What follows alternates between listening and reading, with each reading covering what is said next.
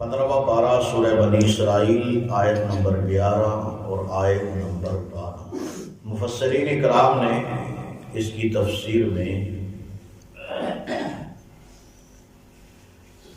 مختلف تفاسیر کی ہیں اور ساری تفاسیر حقیقتاً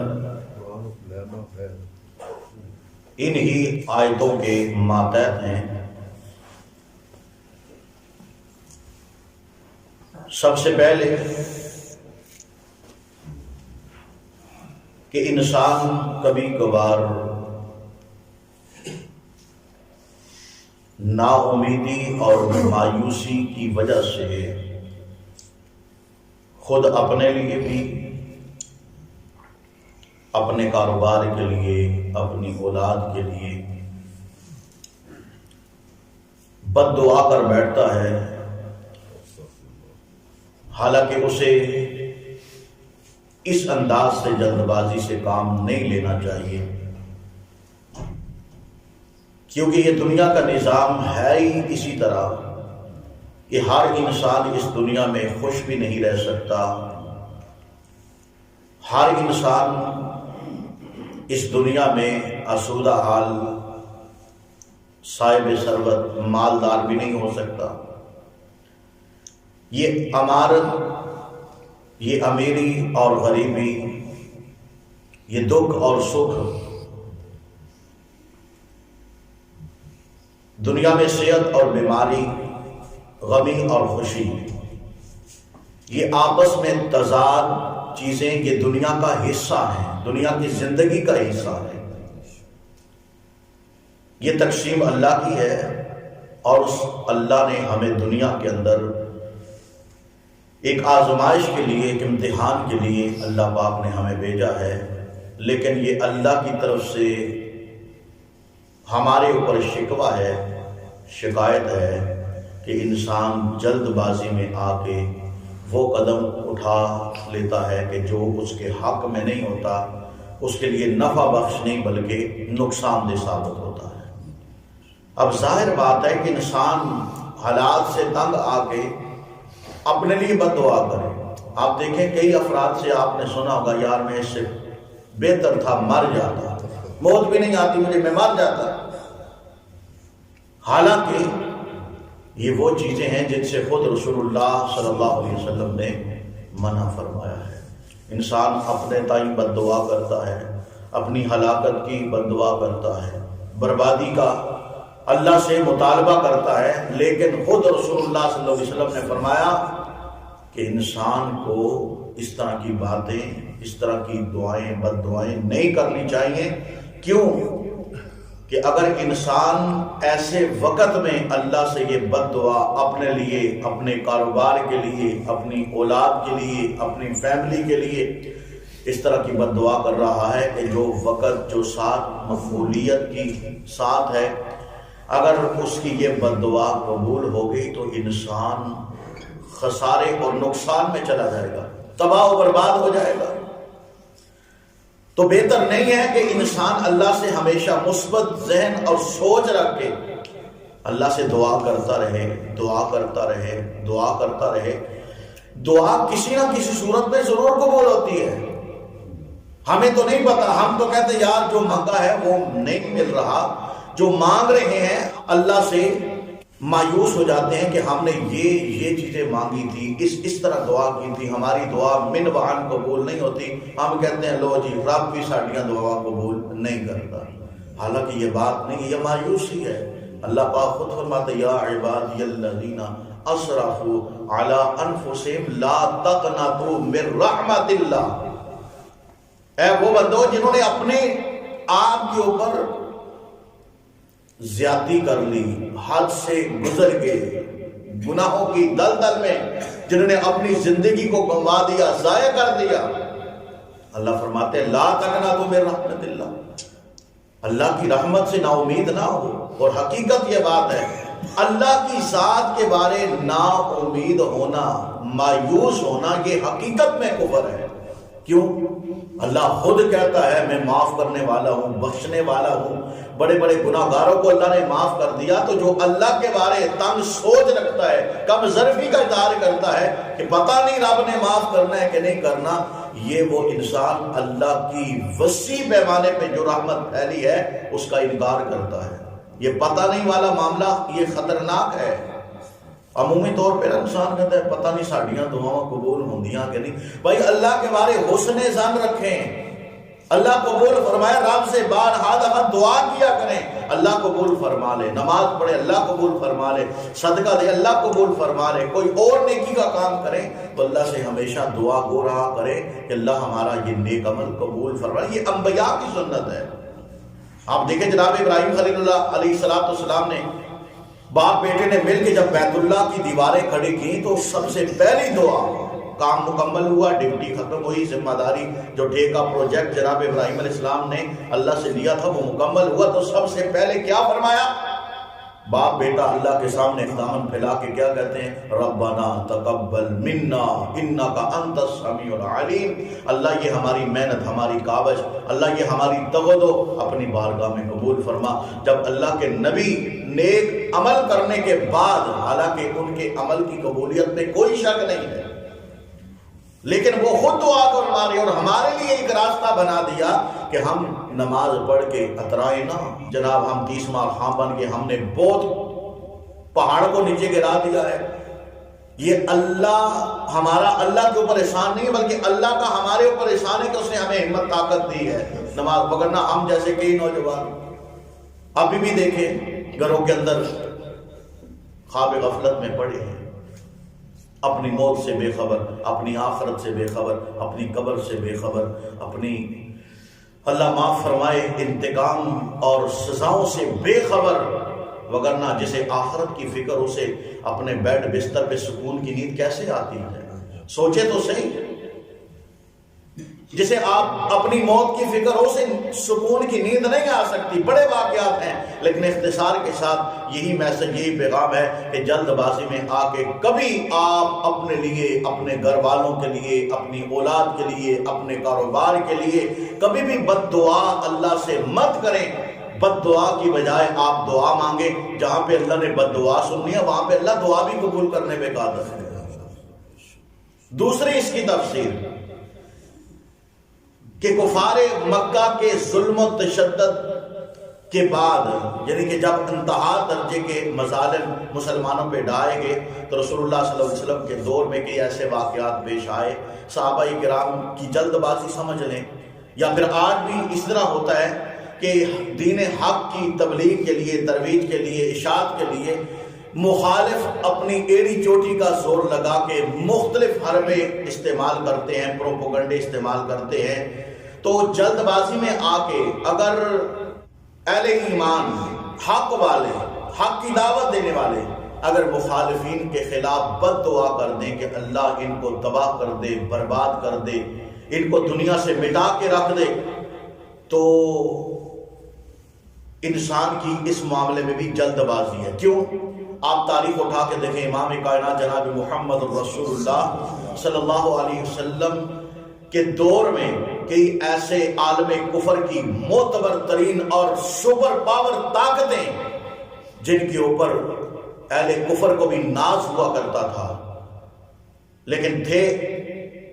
اہل کفار کے ساتھ۔ وقت کے گزرتے گزرتے گزرتے ایک وقت وہ بھی آیا کہ اللہ پاک نے اہل کفر کے جو ستون تھے، جو مانے ہوئے پاور والی شخصیات تھی، اللہ پاک نے کفار کی فہرست سے نکال کے اہل ایمان کی فہرست کے اندر ان کو داخل کر دیا۔ اس کی زندہ مثال ہے امیر المومنین حضرت سیدنا عمر بن خطاب رضی اللہ تعالی عنہ، کہ جب عالم کفر میں تھے تو ان کا رعب تھا، دبدبہ تھا، اور ایک مانی شخصیت آپ اس دور کے اندر موجود تھی۔ لیکن جب عالم کفر سے اللہ نے ہدایت دی، عالم اسلام کے اندر داخل ہوئے تو حضرت عمر کا جو جذبہ تھا، ایمانی جذبہ، اتنے عروج پہ تھا کہ اس سے پہلے اہل اسلام مسلمان صحابہ کرام بمائے محمد رسول اللہ صلی اللہ علیہ وسلم کے جب نماز کا وقت ہوتا تو گھروں کے اندر چھپ لک کے عبادت کیا کرتے، لیکن جب حضرت عمر نے اسلام قبول کیا تو حضرت عمر نے جب دیکھا مسلمان نماز کے وقت اپنے اپنے گھروں میں نماز ادا کر رہے ہیں یا ایک مخصوص گھر وہاں پہ نماز ادا کر رہے ہیں، بیت اللہ میں نہیں جا رہے، حضرت عمر نے للکار کے کہا، تلوار میان سے باہر نکال لی کہ جس نے اپنی بیویوں کو بیوہ کروانا ہے،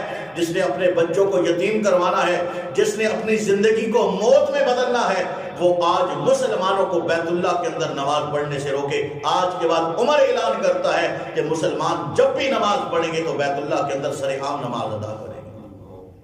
یہ تھی جرت۔ تو اللہ پاک نے کیا فرمایا کہ جلد بازی میں آ کے لوگوں کے خلاف، اہل کفار کے خلاف، مخالفین کے خلاف بد دعا نہ کرو، ممکن ہے ان میں سے بعد آنے والے وقت میں انہی میں سے اللہ پاک مسلمانوں کی فہرست کے اندر داخل کر دے۔ تیسری اس کی تفسیر بھی ہے کہ مفسرین نے لکھا ہے کہ اہل کفار، نہ آپ نے کئی مرتبہ یہ بات پہلے سنی ہے کہ اہل کفار جناب محمد رسول اللہ صلی اللہ علیہ وسلم کو کہا کرتے تھے فاتح بما تعدنا، کہ اے محمد صلی اللہ علیہ وسلم تو ہمیں کہتا ہے کہ اللہ ایک ہے، اس کو مانو، اس کی وحدانیت کا اقرار کرو، میری نبوت کا اقرار کرو، مانو گے فلاح پاؤ گے، نہ مانو گے تمہیں اللہ دنیا کے اندر تباہ برباد کر دے گا، ہلاک کر دے گا۔ بڑی بڑی قوموں کو اللہ نے ہلاک کیا، تو ہمیں اس طرح کی دھمکیاں لگاتا ہے، فاتح بما تعدنا، جن کا تو وعدہ دیتا ہے وہ وقت کیوں دور ہے، وہ باتیں، وہ عذاب، وہ پکڑ، وہ گرفت کیوں نہیں آتی ہمارے پاس؟ ان کی اپنی ایک سوچ تھی کہ وہ دھمکی آمیز لہجے میں محمد رسول اللہ صلی اللہ علیہ وسلم کو بدنام کرنے کے چکر میں خود اپنے تائیں بد دعا کر رہے تھے کہ جو تو کہتا ہے کہ اللہ کا عذاب، اللہ کی پکڑ آئے گی، کیوں نہیں آتی؟ تو اس زمرے میں اللہ تبارک و تعالیٰ نے ان آیتوں کے اندر ان تمام تر چیزوں کو واضح کیا ہے، اور اہل اسلام کی، مسلمانوں کی، اس وقت بھی، آج بھی، اور آج سے قیامت تک آنے والے مسلمانوں کے ایمانی جذبات کی قدردانی کی ہے۔ اور اللہ پاک نے جو جذبات کو مجروح کرنے والی باتیں مخالفین کی طرف سے ہوتی ہیں، اللہ پاک نے ان کا کلا کما کیا، اور دلیل کے طور پہ اللہ پاک نے اہل اسلام مسلمانوں تک ایک میسج اور پیغام پہنچایا۔ اللہ رب العالمین فرماتے ہیں، فرمایا وَيَدْعُ الْإِنسَانُ بِالشَّرِّ دُعَاءَهُ بِالْخَيْرِ، کہ جس طرح انسان کو اللہ سے خیر مانگنی چاہیے، اس طرح انسان جلد بازی میں آ کے اللہ سے برائی، اپنے لیے بری چیز کی بد دعا کر لیتا ہے۔ فرمایا کہ وَقَالَ الْإِنسَانُ عَجُولًا، انسان جلد باز ہے، اور حقیقتاً انسان کی فطرت میں یہ جلد بازی لکھی جا چکی ہے۔ فرمایا وَجَعَلْنَا اللَّيْلَ وَالنَّهَارَ آیَتَيْنِ، اب اللہ پاک نے بطور دلیل، کیونکہ کھوٹا کھرا، حق اور باطل، سچ اور جھوٹ، کامیاب اور ناکامیاب، یہ دنیا کے اندر یہ سلسلہ تضاد ایک زندگی ہے، ہر چیز کی تضاد، ہر چیز کے الٹ ہے۔ اللہ پاک نے دلیل دیتے ہوئے فرمایا کہ جس طرح دن کے مقابلے میں رات ہے، رات کے مقابلے میں دن ہے، اس طرح اہل ایمان کے مقابلے میں اہل کفر ہے، اور اہل کفر کے مقابلے میں اہل ایمان کھڑے ہیں۔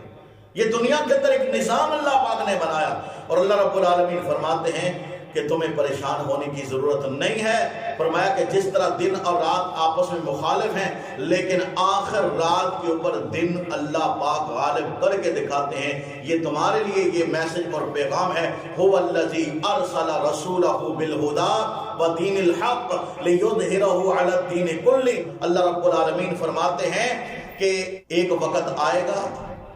اسلام،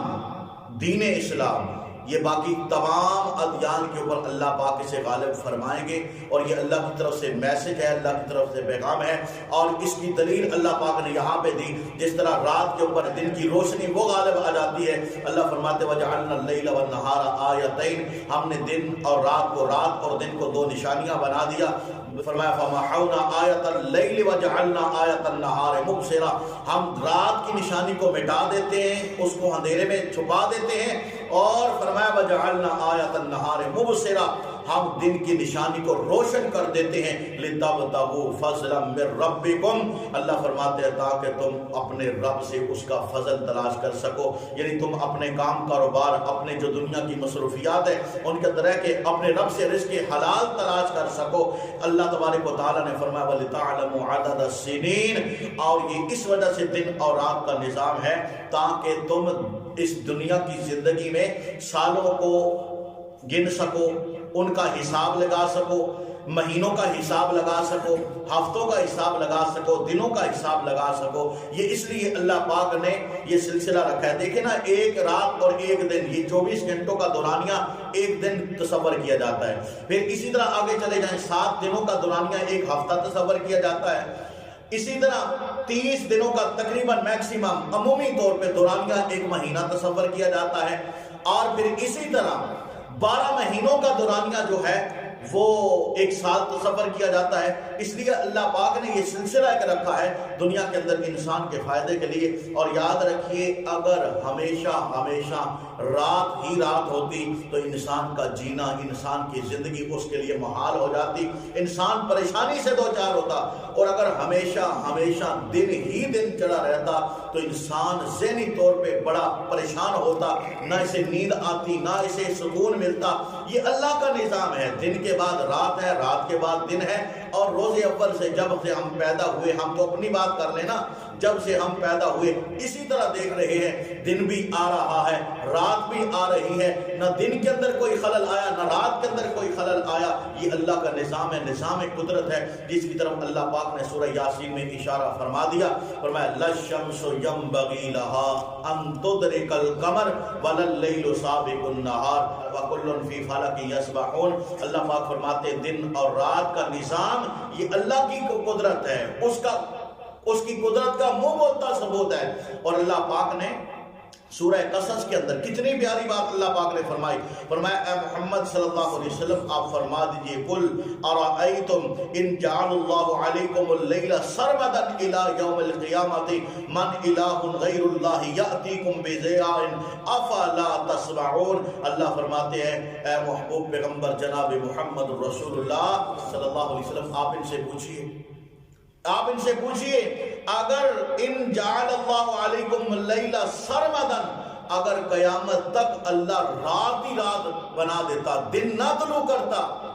من الہ یأتیکم بضیاء، تم میں سے تمہارے معبودوں میں سے کون ایسا الہ ہے کہ جو رات کو دن میں بدل سکے؟ اللہ فرماتے ہیں کوئی نہیں۔ پھر اللہ نے دوسری آیت میں دوسرا چیلنج دیا کہ قل ارأیتم ان جعل اللہ علیکم النہار سرمدا الی یوم القیامہ، اگر اللہ قیامت تک دن ہی دن بنا دیتا، من الہ، کون الہ ہے کہ جو اللہ کے علاوہ دن کو رات کے اندر بدلے؟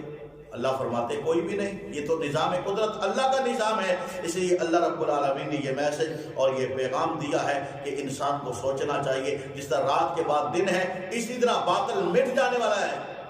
جاء الحق وزهق الباطل ان الباطل كان زهوقا۔ اللہ رب العالمین فرماتے ولتعلموا عدد السنين والحساب وكل شيء فصلناه تفصيلا۔ ہم نے ہر چیز کو مفصل بیان کر دیا، تفصیل سے بیان کر دیا ہے۔ اب کوئی سمجھے اس کی مرضی، نہ سمجھے اس کی مرضی، لیکن اللہ پاک نے کوئی بھی پیچ وال، کوئی بھی باریکی اس قرآن کے اندر نہیں چھوڑی، ہر چیز اللہ نے واضح بیان کر دی۔ ہماری سمجھنے میں کمزوری ضرور ہے، لیکن اللہ کے قرآن کے سمجھانے میں کسی قسم کی کمی باقی نہیں ہے۔ اللہ سے دعا ہے اللہ ہمیں صحیح معنوں میں قرآن کا فہم نصیب فرمائے، اپنی اصلاح کرتے ہوئے عمل کی دولت نصیب